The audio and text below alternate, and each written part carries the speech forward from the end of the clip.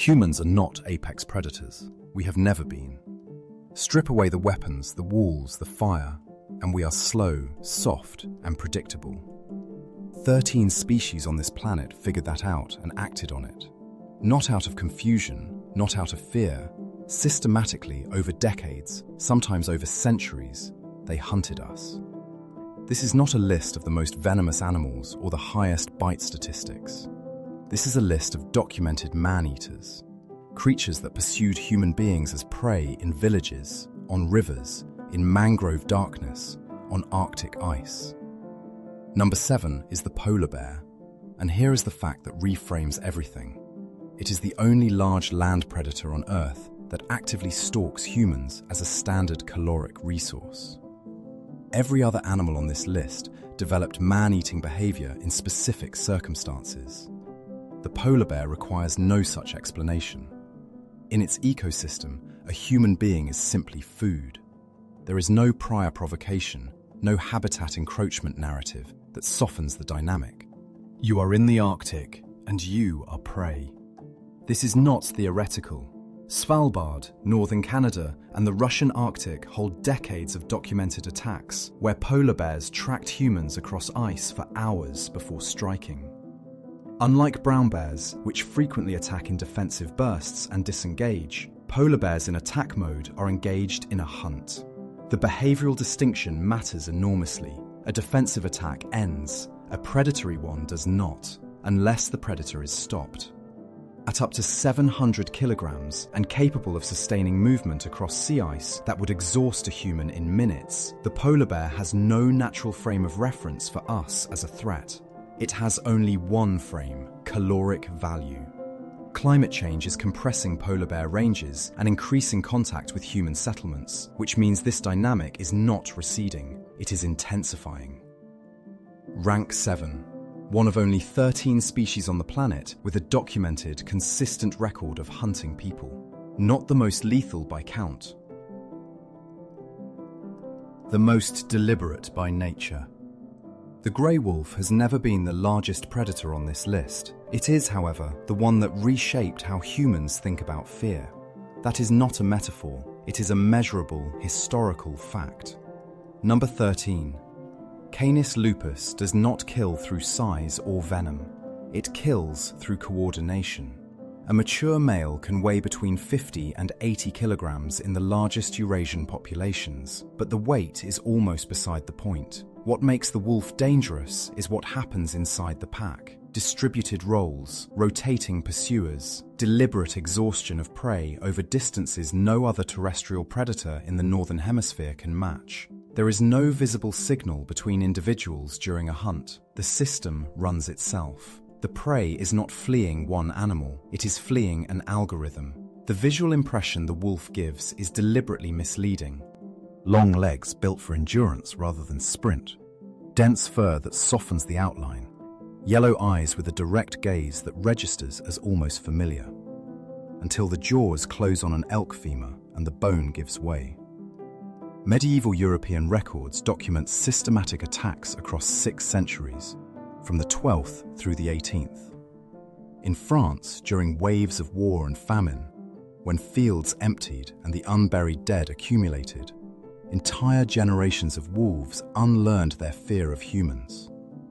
Researchers estimate hundreds of documented deaths in France alone between 1200 and 1900.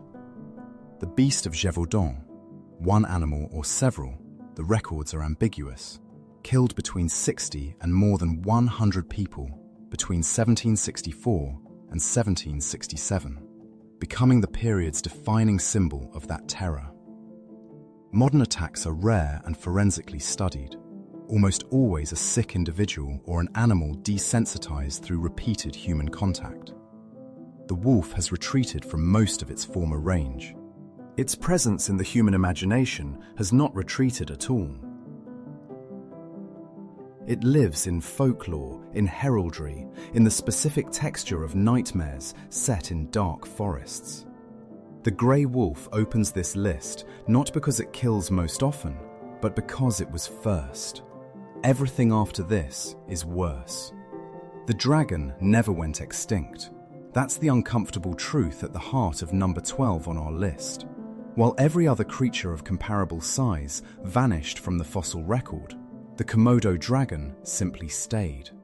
3 meters long, over 70 kilograms, built on a design the Cretaceous era already perfected. It exists today on a handful of Indonesian islands, Komodo, Rinca, Flores, not because it adapted brilliantly, but because it never needed to. The logic behind that survival becomes clear the moment you understand how this animal kills. It doesn't rely on speed alone, or raw power alone, or venom alone. It relies on all of them in sequence. First comes the ambush, hours of motionless waiting along a trail leading to water, body flat against the scorched grass, forked tongue flickering to read the air for any chemical trace of approaching prey. Then the strike, explosive, precise, serrated teeth tearing rather than piercing. And then, most remarkably, the waiting resumes. The saliva carries bacteria in concentrations lethal on their own. Research has confirmed the presence of venom compounds that prevent blood from clotting. The wound doesn't close.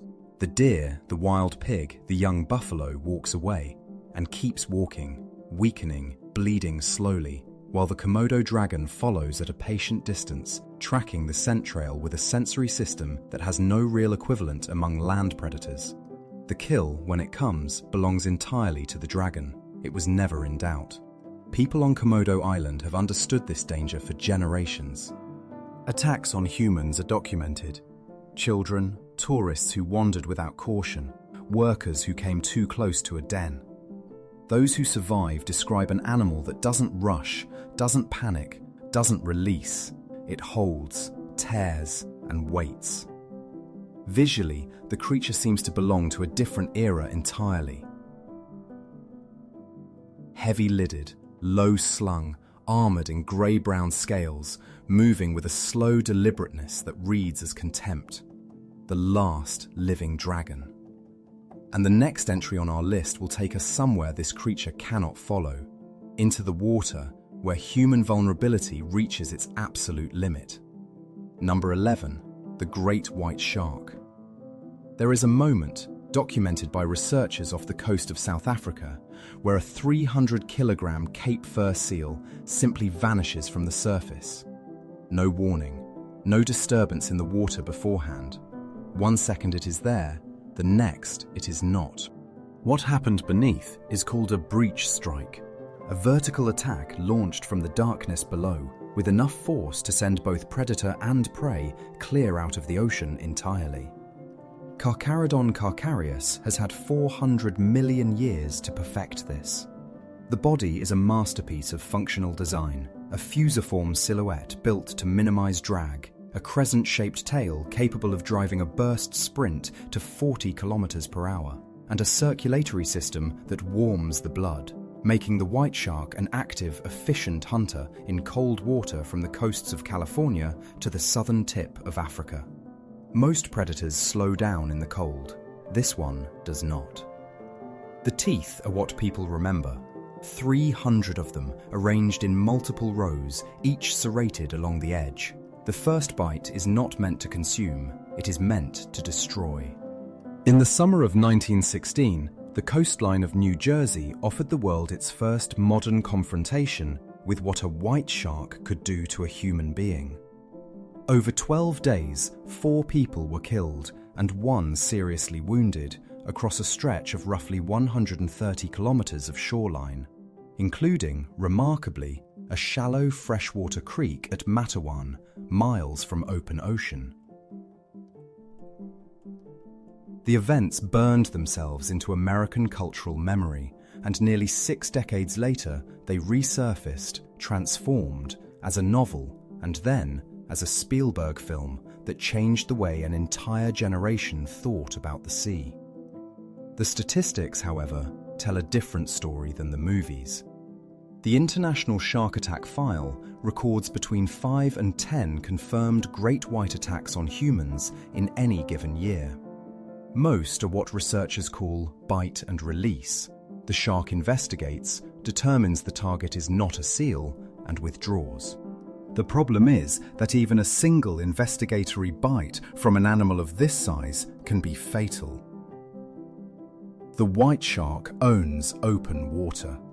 What comes next on this list owns the edge, where water meets forest, where trails meet riverbank, on 3 continents. The grizzly bear does not need to kill quickly. That single fact separates it from almost every other large predator on this list, and it is the reason encounters tend to be so catastrophically destructive. Coming in at number 10 is the brown bear, and the mechanics of how it causes harm matter more than its sheer size, though the size alone is staggering.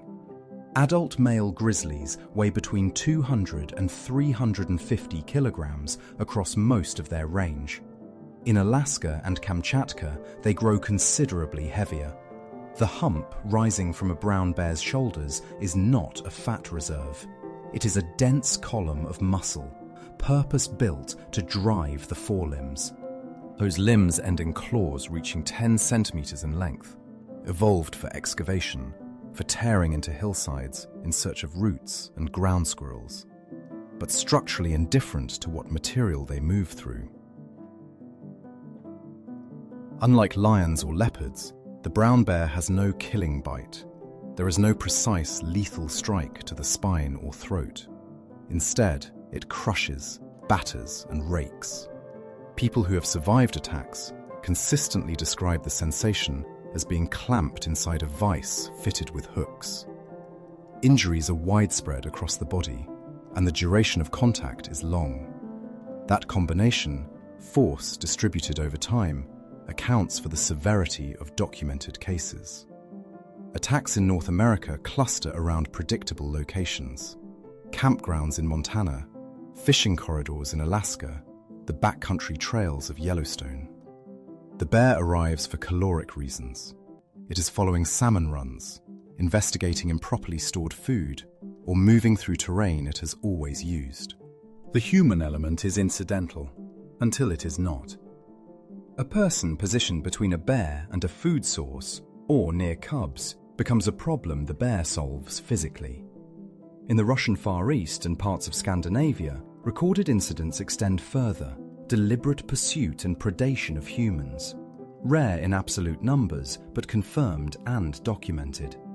The brown bear carries enormous cultural weight, embedded in Russian folklore, stamped onto American national park signage, which may be exactly why its danger is persistently underestimated.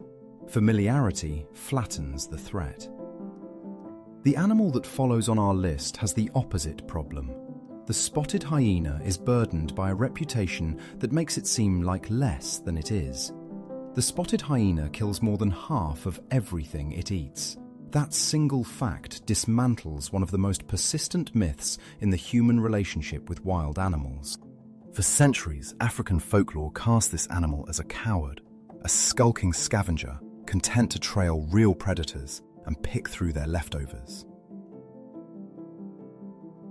That image is not just wrong, it actively obscures what the spotted hyena actually is: a precision hunter operating inside one of the most sophisticated social structures in the animal kingdom. Ranked 9th on this list, the spotted hyena organizes its clan as a matriarchal military unit. Females outsize the males, dominate them from birth, and hold command of every hunt. A single clan can field up to 80 individuals. The coordination these animals achieve during a chase resembles tactical maneuvering more than instinctive pursuit. When they close in on prey, they hold the biological tools to finish the job completely. Jaw pressure of roughly 900 pounds per square inch, enough to snap a buffalo's femur clean through. That is why hyena kills leave almost nothing behind. Bone, cartilage, dense connective tissue, all of it processed and consumed. The reason nothing remains is not scavenging, it is total mechanical efficiency. In Ethiopia, the town of Harar developed a centuries-old practice of feeding hyena clans at the city's edge, maintaining an unwritten truce that kept the animals from raiding livestock and attacking people. That arrangement was not charity, it was crisis management. In Malawi, documented incidents record hyenas forcing their way into rural dwellings at night and taking sleeping children and elderly adults. In drought years, when natural prey disappears, those incidents multiply. The animal itself looks contradictory up close. A sloping spine, front-heavy frame, a silhouette that suggests something structurally unsound. In motion, coordinated across a full clan, it is anything but. Their vocalizations, the laugh that carries for kilometers through the African night, signal excitement or submission within the group. The spotted hyena closes the lower third of this countdown. The animal that follows it hunted alone, in silence, and removed people directly from inside locked homes. The most dangerous predator is not the one you see coming. The Leopard of Rudraprayag, number 8 on our list, killed an estimated 125 people or more over 8 years, and not a single confirmed witness survived to describe the moment of the attack. That near-perfect lethality is not coincidence. It is the outcome of millions of years of evolutionary pressure. The leopard is the only large cat that deliberately caches its kills, hauling carcasses into tree branches to keep them away from lions and hyenas. What began as a food storage strategy became something far more unsettling when turned against humans. A predator with an instinctive, bone-deep commitment to concealment. It does not charge across open ground. It waits in near silence, positions itself above or behind the target, and strikes the neck before the nervous system has time to register danger. The spotted coat dissolves into dappled shade. Where a tiger leaves a scene of struggle, a leopard leaves nothing but absence. Rudraprayag sits in the foothills of the Himalaya in northern India, at the convergence of pilgrimage roads leading to the shrines of Kedarnath and Badrinath. From 1918 to 1926, one male leopard shut those roads down. Colonial authorities imposed curfews on night movement. Villages locked their doors at dusk across 2 entire districts, Garhwal and Rudraprayag. Hundreds of hunters tracked the animal. None succeeded. Jim Corbett, the hunter and naturalist who finally killed the leopard in 1926 after more than 10 weeks of pursuit, noted something that explains the long failure. The animal never repeated a route, avoided traps with apparent deliberateness, and seemed to anticipate human strategies before they could be deployed. He reconstructed the scenes in his book, The Man-Eating Leopard of Rudraprayag. Quiet villages, open hut doors, paw prints leading away into darkness. And in doing so, turned a remote Himalayan town into a permanent emblem of the unseen threat, the danger that offers no warning and leaves no story behind. A polar bear does not learn to avoid humans. That single fact separates it from nearly every other large predator on Earth, and it is the reason this animal ranks 7th on our list. Every other apex predator with a dangerous reputation, lions, tigers, brown bears, spent thousands of years in proximity to human settlements. Hunters, fire, and persistent persecution carved wariness into their behavior across generations. The polar bear had none of that. The Arctic held no villages to skirt, no torch-wielding crowds, no accumulated history of mutual threat. Evolution simply never installed a fear response toward people. What you get as a result is an animal weighing up to 700 kilograms that registers a human being not as a threat, not as an unknown, but as an ordinary caloric opportunity on the ice. This is a hypercarnivore. Roughly 98% of its diet is meat. It hunts primarily ringed seals, waiting motionless at breathing holes for hours at a time in temperatures of -40 degrees Celsius. That capacity for stillness is not laziness. It is the product of extreme specialization.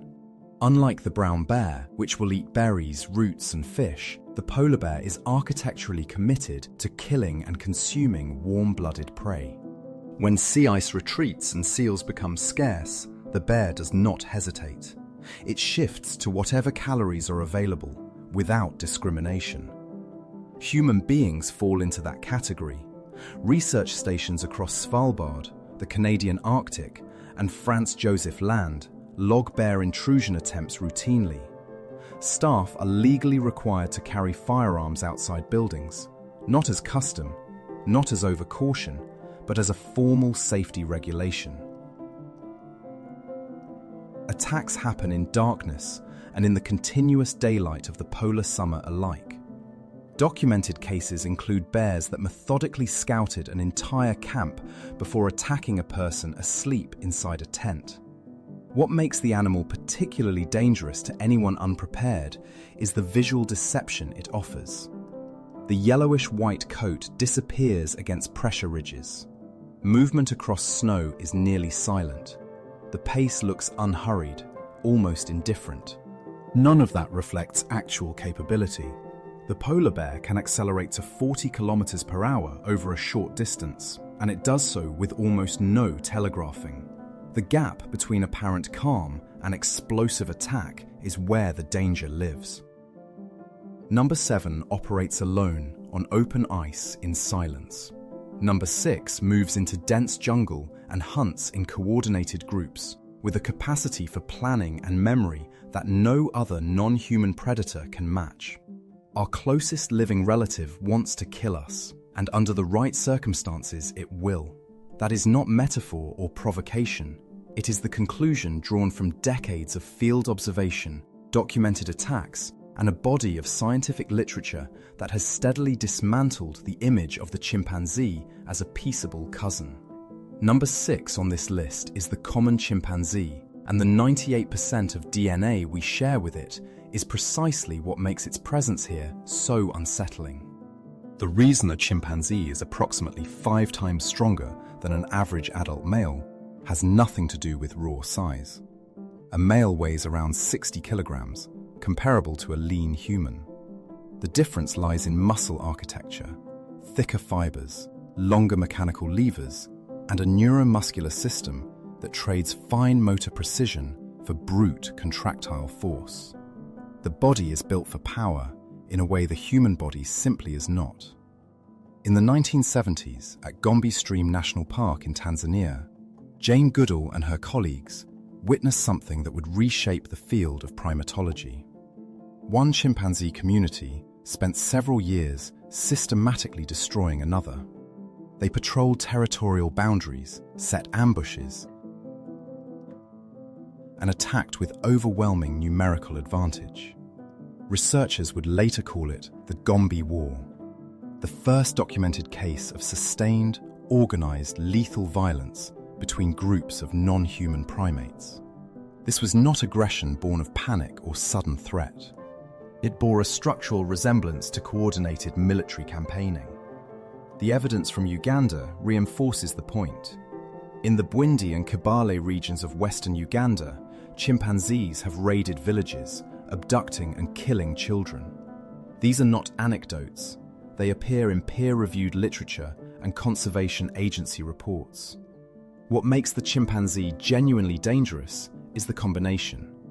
Physical strength that exceeds ours by a factor of 5, the cognitive capacity to use tools and coordinate roles within a group, and a demonstrated willingness to engage in premeditated collective violence. The familiar face, the expressive eyes, the gestures that mirror our own, none of it is protection. At number 5, the scale of human death shifts dramatically. A pride of African lions credited with as many as 1,500 kills in 1930s Tanzania. 1,500 people. That number sits at the center of the Njombe lion attacks, like something that shouldn't be possible. And yet, it is the most conservative estimate historians and wildlife researchers have accepted. The lions of Njombe rank 5th among the deadliest animal encounters ever recorded, and nothing else in the documented history of large predator attacks comes close. Between 1932 and 1947, a pride of African lions, estimated at 6 to 15 individuals, led by a single dominant male, conducted what can only be described as a systematic hunting campaign against human beings in the Njombe district of what is now southern Tanzania. They did not attack out of surprise or territorial aggression. They planned. Witnesses described a consistent tactical pattern.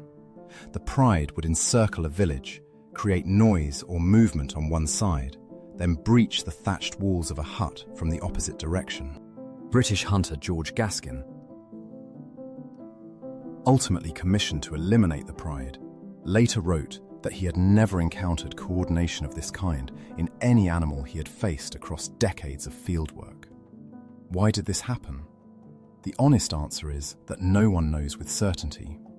Theories include a collapse in natural prey populations driven by drought or disease, disruption of the ecosystem that forced the lions to adapt, and a local account involving ritual poisoning by a traditional healer that allegedly altered the pride's behavior. None of these explanations has been definitively proved. What the Njombe case demonstrates, however, is a specific and unsettling truth about African lions. They are the only truly social big cat, and that sociality means collective intelligence. The same cognitive coordination that allows a pride to take down a Cape buffalo twice its weight can, under the right conditions, be redirected. When it is, a lone hunter with a rifle is not facing an animal. he is facing a decision-making group that has already studied him. The sloth bear, number 4 on this list, injures more people per year across its range than almost any other large predator in South Asia. Not because it hunts humans, not because it is particularly aggressive by nature, but because evolution gave it the worst possible toolkit for a peaceful coexistence with people who share its forest. This is an animal built for termites, not for terror. The sloth bear lives across the Indian subcontinent, India, Sri Lanka, the dry forests and scrublands where termite mounds rise from the soil like small towers. It is large and shaggy, covered in coarse black or dark brown fur, marked by a pale horseshoe-shaped patch on its chest. Its curved foreclaws reach 10 centimeters in length, shaped precisely for tearing open hardened mounds with a single powerful stroke. The snout is long and mobile, the nose ringed with bare skin sensitive enough to detect a colony underground. The eyes are small, the vision is poor. Here is the paradox at the center of the danger. When a sloth bear digs into a termite mound, it makes extraordinary noise, snuffling, blowing, sucking insects through its lips with a force audible from 30 meters away. That same noise masks the sound of approaching footsteps. A person walking a forest path at dusk does not know the bear is there. The bear does not know the person is there. The meeting is sudden, mutual, and shocking to both. The sloth bear cannot outrun a Bengal tiger. Over evolutionary time, it developed the only viable counter: charge immediately, aim for the face, drive the threat away in the first 3 seconds. That reflex does not distinguish between a tiger and a farmer. The claws go for the head. They strip skin. They collapse eye sockets. Survivors carry disfigurements that mark them for life. In Madhya Pradesh, Odisha, Chhattisgarh, and parts of Sri Lanka, documented attacks persist at high levels. Regional estimates place injuries in the hundreds and deaths in the dozens annually across certain decades. Females with cubs push those numbers higher. A male can reach 140 to 150 kilograms. The strike lands with corresponding force. The next animal on this list kills differently. Not in a single reflexive explosion, but with mass, momentum, and a territorial fury that most people would never expect from something that spends its life in the water. The hippopotamus kills more people in Africa every year than all of the continent's large cats combined. Not lions, not leopards, not cheetahs. All of them together. This is not a dramatic flourish for a nature documentary. It is a statistic, and it places the common hippopotamus at number 3 on this list. Estimates range from 500 to 3,000 human deaths annually, a spread that reflects not uncertainty about the animal, but the reality of record-keeping in remote river communities, where fatal encounters go undocumented. The reason for that lethality is a collision between appearance and biology. The hippopotamus looks like a mistake. 3 tons of nearly hairless flesh, arranged around a barrel-shaped skull, propped on legs that seem too short for the body above them. It grazes on grass. It does not hunt. It has no interest in human flesh. Every instinct says this animal is not a threat. Every instinct is wrong.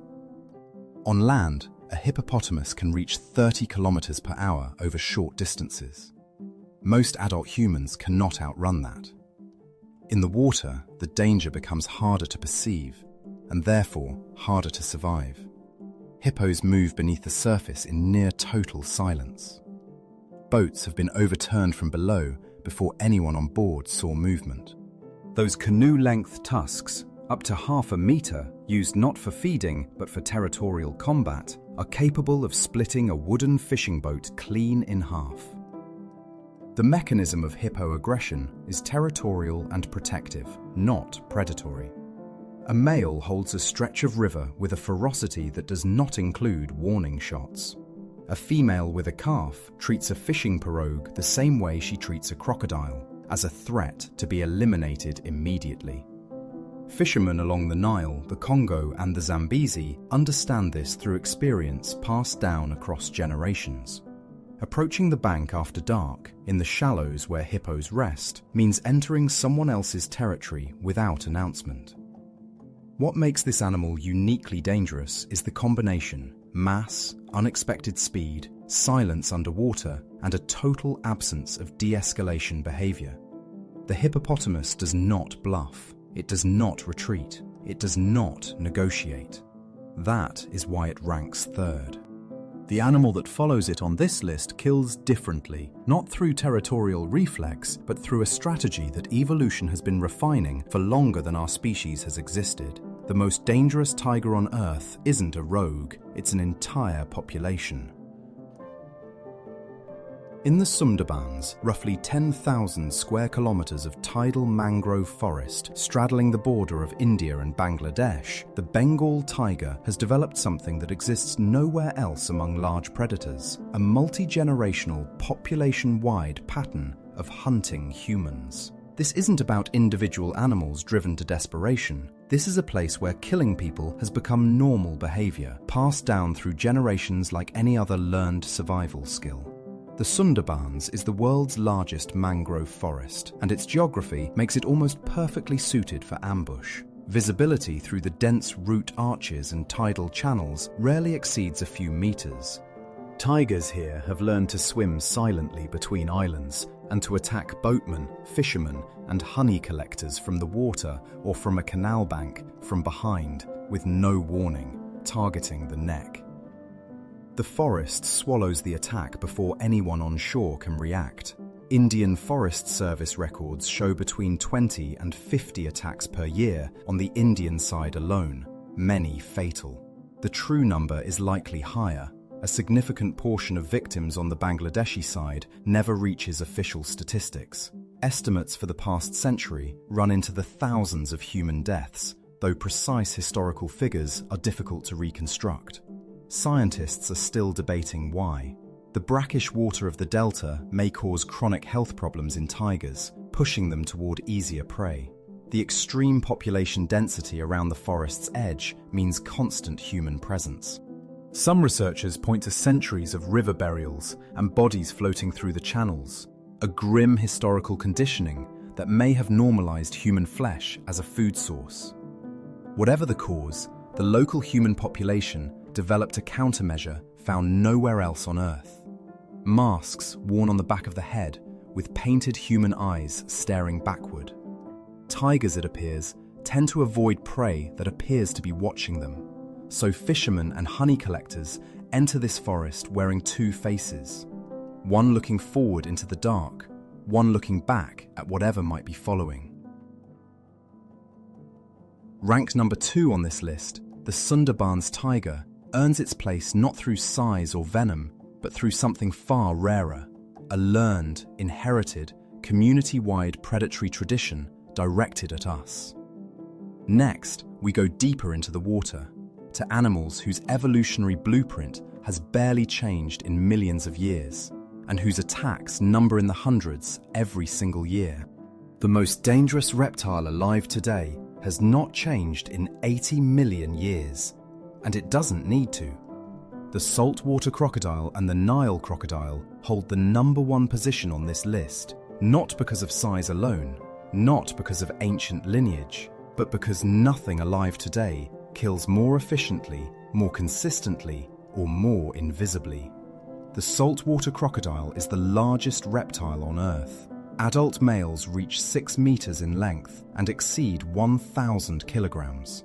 Their bite force measures 16,000 newtons, enough to destroy structural integrity in a single motion. This isn't a statistic about strength, it's a statement about outcome. A limb that enters that jaw does not come back whole. The Nile crocodile is somewhat smaller, but what it lacks in mass, it compensates for in range.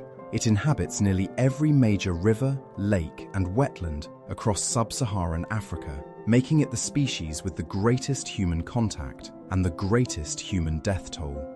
Researchers estimate it kills between several hundred and 1,000 people annually.